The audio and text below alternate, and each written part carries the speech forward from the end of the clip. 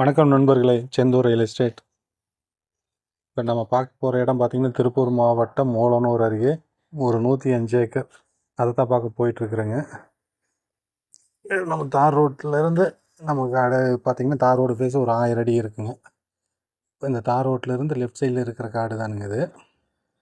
இது பெரிய பரப்பளவாக இருக்கிறதுனால உங்களுக்கு ரோடு வியூவை காமிச்சிட்டு அதுக்கப்புறம் காட்டு காமிக்கிறேங்க. இப்போ இது மண்பாதை தான், பஞ்சாயத்து மண்பாதை. இது ஒரு 50 அடி அகலம் உள்ளதுங்க.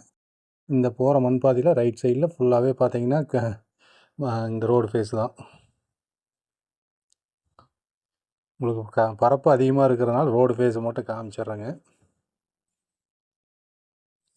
இது 50 அடி அகல மண் பாதை. இது பார்த்தீங்கன்னா நல்ல ரோடு ஃபேஸுங்க. எல்லாம் கிலோமீட்டர் கணக்கில் ரோடு ஃபேஸ் இருக்குது. நம்ம போகிற இதில் ரைட் சைடில் இருக்கிற லேண்டுங்க ஃபுல்லாகவே. காத்தாடி வந்து இந்த காட்டில் எதுவும் இல்லைங்க, பக்கத்து காட்டில் தான் இருக்குது. இந்த காட்டுக்குள்ளே எதுவும் இல்லைங்க. இது ஃபுல்லாகவே ரோடு ஃபேஸ் தான் உங்களுக்கு. நான் போயிட்டுருக்கிற எல்லாமே உங்களுக்கு அந்த ரோடு ஃபேஸ் மட்டும் தான் காமிச்சிட்ருக்குறேங்க. பெரிய பரப்புங்கிறதுனால உள்ளே போய் உங்களுக்கு இவ்வளோ தூரம் காமிக்க முடியாது. அதனால் நம்ம பஞ்சாயத்து மண் தடத்தில் போகிற ரோட்டை ஃபுல்லாக காமிச்சிட்ருக்குறோம்.